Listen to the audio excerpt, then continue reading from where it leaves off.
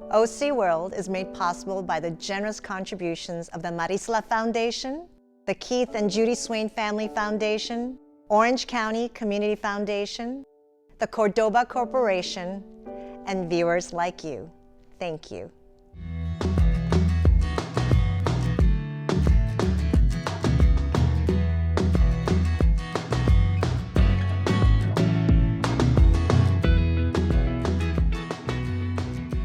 Hello and welcome to OC World. I'm your host, Joone Kim-Lopez. He calls his supporters Yang Gang. He believes in crowd surfing to the audience that come out to see him. He is known to drop F-bombs every now and then. He is Andrew Yang, the presidential candidate for 2020. And since then, he has started his own party called the Forward Party.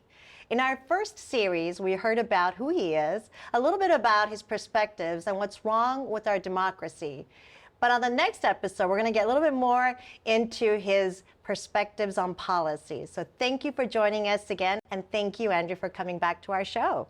Oh, it's great to be here.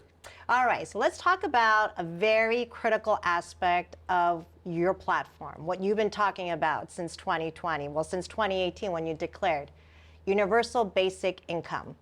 Tell us what that is and why you think it's so important to solving problems for so many Americans. It's tougher and tougher for a lot of Americans to get by, and technology is now going to be doing more and more work, white collar, blue collar, you name it. I mean, if anyone has played with the latest AI software, oh my gosh, it can make art, it can write stories, not to concern the journalists in the room or anything, but it can do a lot beyond what people imagine. And so if you project forward, there has to be a new way of getting value into the economy, into people's hands to help safeguard families. And the biggest example that we saw more recently was this enhanced child tax credit that helped bring millions of Americans out of poverty. It's the kind of thing that I think we're going to need more and more of. And so I was trying to mainstream a case for universal basic income because I see it as just a matter of time. So during your campaign, some people have said, you're the candidate that's out there, the robots are coming, and they're taking away jobs, particularly labor, trades. And that's where you said that universal basic income could be one of the key solutions to help Americans. And so how much money would the Americans get? How does that work? Describe who gets what and for how long. Well, my original proposal on the presidential was the freedom dividend of $1,000 a month. But for everyone? For everyone. Of all ages? I had to kick in at adulthood because I thought that it could be a springboard to vocational school or So once you turn 18, and do you have to be a citizen? Yes, you have to be a citizen. Okay. But again, there are different ways that you can design this policy, and the enhanced child tax credit that just elapsed, unfortunately, I mean, it wasn't meant to elapse. It was just a failure of Congress to continue it. So what is enhanced child? The enhanced child tax credit put $300 per month per child into the hands of families. A lot of people watching this actually remember getting those checks. They happened throughout most of 2021, and those checks demonstrably reduced child poverty, improved educational abilities, nutrition, all these positive effects. And so there are different ways that you can do it. There are a number of communities that right now are piloting basic income programs. Like I proposed one version, but there are multiple versions. And is what you believe in now the same version as what you promoted during your campaign? Well, I think that there are many ways we can help people, particularly families. But what I've realized is that our current political system is not actually designed to solve any of our biggest problems. And it was a US Senator who said to me that an issue is worth more to us now unaddressed than addressed. And what she meant by that is that if there's a problem and I don't do anything about it, I can get you mad, I can raise money, I can get votes. But if I lean forward and try and solve it, then I'll actually take a beating in my own party because I will have compromised and worked with the enemy, and my job security goes down. And this was a US senator sharing this. So what I've realized is that right now our political system, the two-party system, is this incredibly poor design that now threatens to bring us down in different ways, but it also will make it impossible for us to solve meaningful problems like the fact that we are transforming economically, or climate change, or a lot of other problems. So is universal basic income part of the redesign that you would propose to fix the system? Well, the redesign is to have a positive unifying third party come up that actually reflects popular will. And then we can sit down and have conversations about what we want to do. The problem right now is that the people and our families and our way of life are more or less immaterial to our elected leaders at this point. And so when you say that third party, are you talking about the Forward Party? I am talking about the Forward Party, though let me be the first to say, I think that any new dynamic that actually reforms the connection between us and our legislators would be a positive. I think that the Forward Party can do it. But I also think that in a more representative system, you might have more than 3 parties. You might have 4 or 5. So there are other third parties. The Green Party, the Reform Party that Ross Perot started. And while there have been some successful ones like Wallace, Perot, Roosevelt being the most successful, it really hasn't moved the needle in modern times. What makes your party different or better? Because, I mean, you're starting this because there's nothing out there that you think really is representative of what it should be. Well, I'm a bit of a numbers guy, the math caps and everything. And right now, by the way, you're known for that, right? I know, that was I am. another nickname, math. Yes, it's true. Make America think harder. But the numbers now show that 50% of Americans identify as political independents, much higher than in the past. 62% want a third party, much higher than in the past. The two-party system is breaking down in front of us. And so when you say what's different now, it's the fact that the average American at this point, literally the average American, will say, I want a new choice. And I'm not well served by either of these two parties. They don't have me and mine at heart. They just have really themselves at heart. And in a way, you can't blame them because they're just institutions and organizations, and they end up, looking after their own interests over time. And if you rewind far enough back, you actually find out that Abraham Lincoln was a third-party candidate who won the presidency with 39% of the vote. And people don't think about that, but the Republican Party was a brand new upstart party at that time. It displaced another party. And unfortunately, now we're breaking down to a point where that kind of realignment is going to be necessary. So when you say the sort of in the middle is what I hear, sort of the center, the middle, we've heard those terms before. But depending on the policy or the issues, it's sort of a moving target. It's easy to be extreme. It's hard to find that center. So is it always a moving target? How do you define center or middle? Well, so we define it as listening to what the American people actually want and also trying to drive real results and outcomes, where instead of having an ideological argument where it's like, here's my point, here's my point, who wins, who loses, instead we look at the facts. We say, okay, like what's actually going to make our kids' lives better? What's going to make our streets safer, our schools more effective? And just go down the line and say, look, like we can fight. Or we can just get down to brass tacks and figure out what the scoreboard is saying. And this is the part that makes me so motivated around Forward, is that the scoreboard has been getting worse for most Americans for a long time. We're 31st in the world at infant mortality, life expectancy, like the basics, public education, clean water, things that you'd expect a first world country to, 1, be good at, and 2, actually hold itself accountable to. If there's a vision I'd have for Forward, it's that we end up with a giant dashboard in the halls of US Congress, and then people can see what the facts are, and then every member of Congress can say, okay, my job, my goal is to make that number better, and then you can come back to me in 2-4 years and see if I made it better.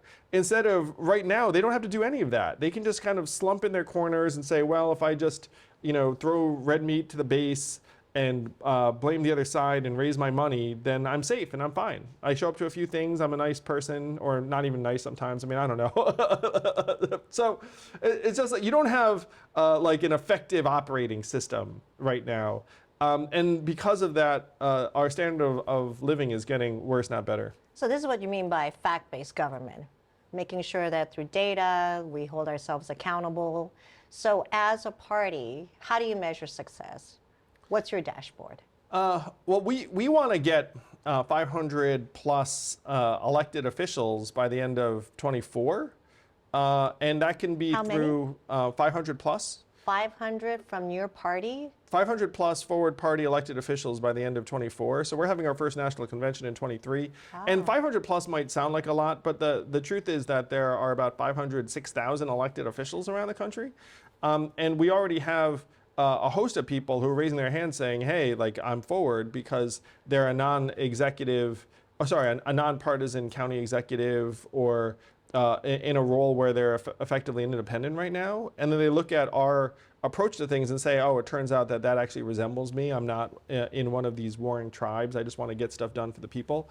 And so some people are leaving the Democratic Party and saying, I'm forward party. Some people are leaving the Republican Party and saying, I'm forward party. Some will end up just getting on the ballot ourselves. Here in California, we hope to be on the ballot directly in 2023.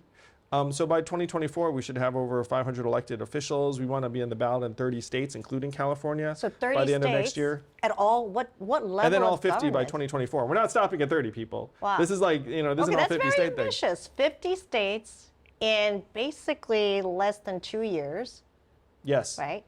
And every part of America, you're going to have an elected official. So are you looking at local? Are you looking at state level positions? What level of government are these candidates going for? A lot of it's going to be local, state rep, city council. There might be an outlier statewide office, and maybe even a member of Congress. We backed an independent Senate candidate this cycle who came pretty close. And one of the great opportunities we have is that you don't need 51% to have an extraordinarily powerful and positive impact. If you look at the U.S. Senate right now, let's say we had 2 forward party senators, you might actually be able to control everything. In the House of Representatives right now, it might be 5. In a state legislature, it might be 5 or 10. So if we even get our 500 elected officials at different levels, you think, oh, like that's not a big deal, but it could actually end up rebalancing all of federal policy if it's the right set of offices. So what's your elevator pitch? Let's say I am a hardcore Republican. I have a little bit of experience under me as a politician. You think I would make a good addition to your party? How would you bring me over? Well, so if you're a Republican, I would say, look, this is not the Republican Party you joined. This Republican Party has taken some deep, dark turns, and now you're self-conscious about even calling yourself a Republican because the party changed, you didn't change. And why don't you join Forward, which is a new, positive, unifying movement that actually represents most people who just want things to work better in your community. How did the Republican Party go downhill, in your opinion? I mean, we all saw the movie. I mean, like Trump came up in 2016 and said, "Hey, guess what? This is my party now." And a lot of people were like, "Whoa." I was down with essentially like a business-like approach to government, but I'm not down with the xenophobia or the rhetoric or the vindictiveness or any of that stuff. I mean, the fact is, I used to run a company, and most business owners were probably moderate Republicans who just want stuff to work better. By the way, this probably describes majority of my friends. And most of them were Republican, and they're not down with the Trump thing. And so they're like, oh, where do I go? So a lot of those folks are the early adopters of Forward because they say, if I want things to work better here in California, how are we going to make things in California work better in real life? Is it that the Democrats are just going to fix everything? Probably not. If you're a Republican in this state, are you really going to have a seat at the table to make things happen? Depending upon where you live, probably not. So if you have this positive new third-party movement to get a few seats at the table, by the way, they could attract a lot of different types of people who right now are frankly disillusioned with the Democratic Party, but aren't comfortable with this version of the Republican Party. So we can get a lot of energy into Forward. And there are folks here in California that have been working on this for quite some time. It's called the Common Sense Party of California. They're kindred spirits to us, and a lot of those folks also were moderate Republicans or Democrats who wanted a new way. So some critics might say that your ideas and solutions and visions are a bit simplistic and naive. After all, there are a lot of third parties out there, and they've not seen the kind of success that they all had hoped for. So how do you respond to those critics? Oh, Forward is already the third biggest political party in the country by resources only 1 year after founding. And instead of just... So how big is it? Just folks who are, I mean, you can go to the website. There are tens of thousands of active volunteers and hundreds of thousands on our mailing list. But instead of idealistic folks, it's actually Christie Todd Whitman, the former governor of New Jersey, David Jolly, the former congressman from Florida, Miles Taylor worked in national security in a Republican administration. And we have a lot of very serious people who are joining Forward because they know the country needs it.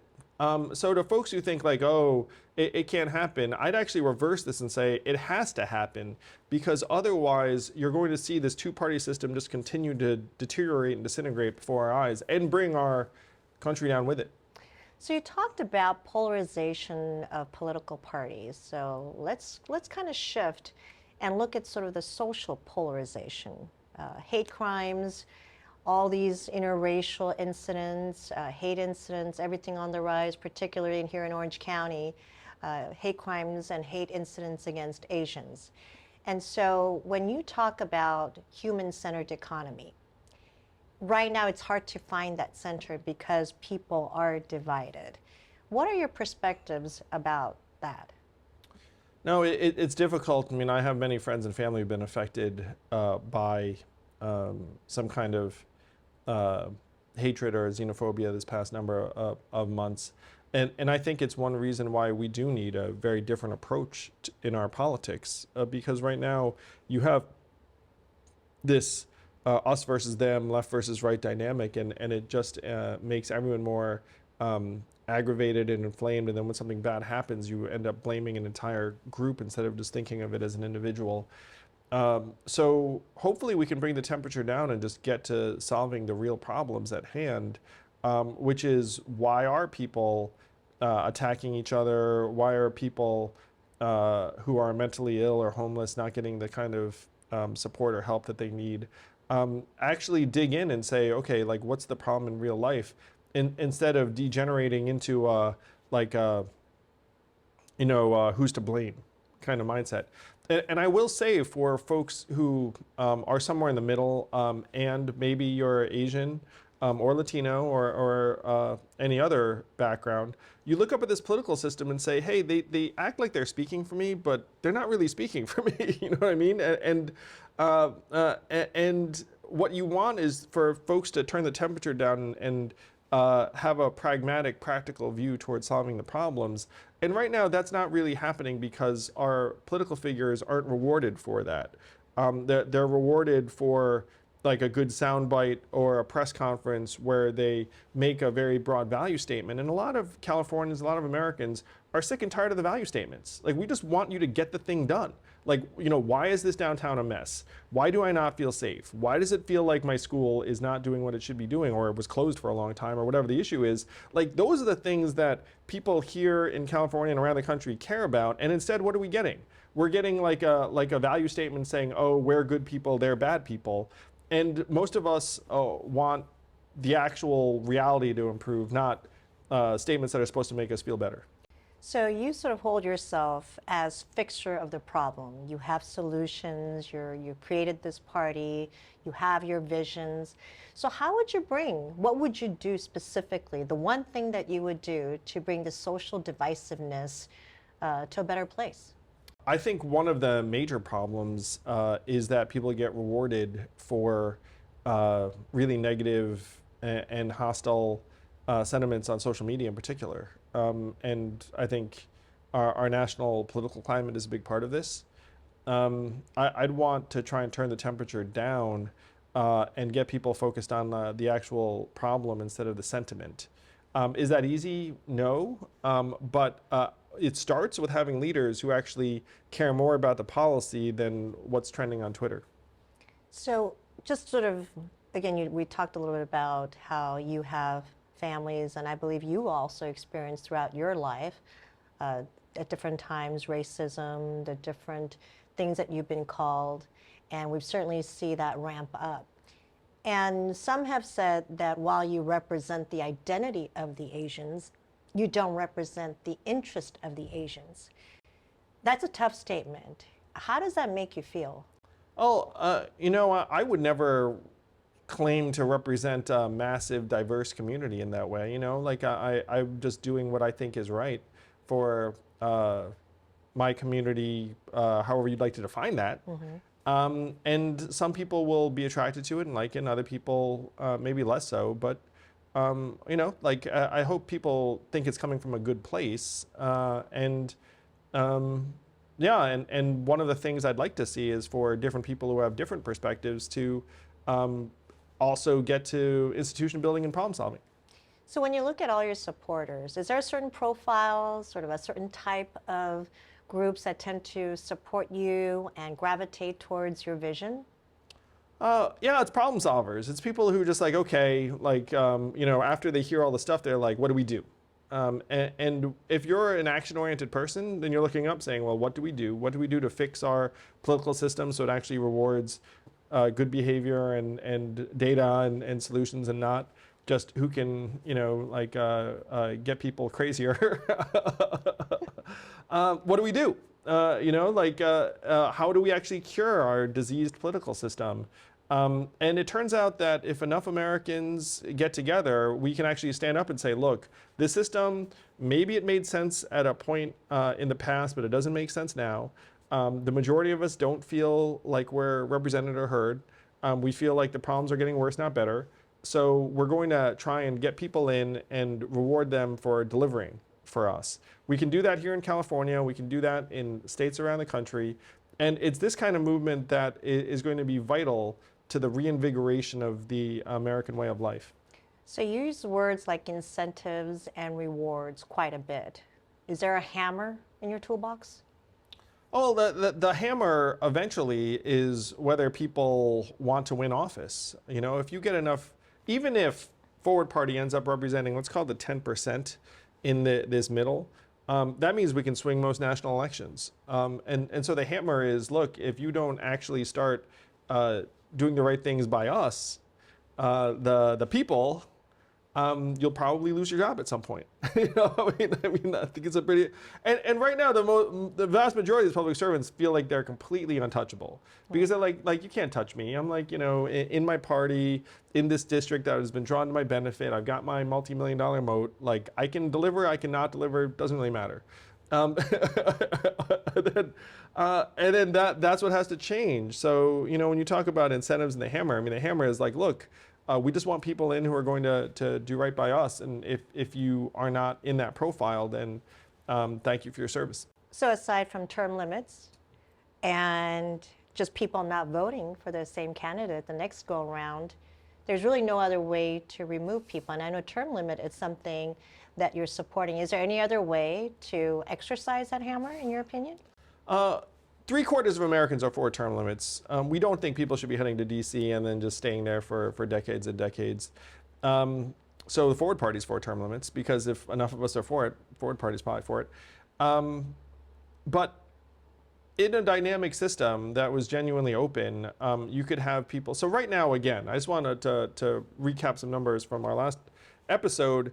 The approval rating of the U.S. Congress is about 25%, and the re-election rate is above 90%. So that's out of whack. Now, if you say, look, in a more genuinely representative system, what should the re-election rate be? Like, if Congress is kicking butt, like, it can be pretty high.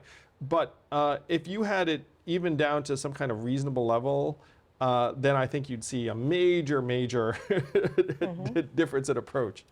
Would you say the party caters to what the popular sentiment, what do the public want? Or is the party about creating a vision and bringing people around a specific vision that you have and that you have cultivated over the years?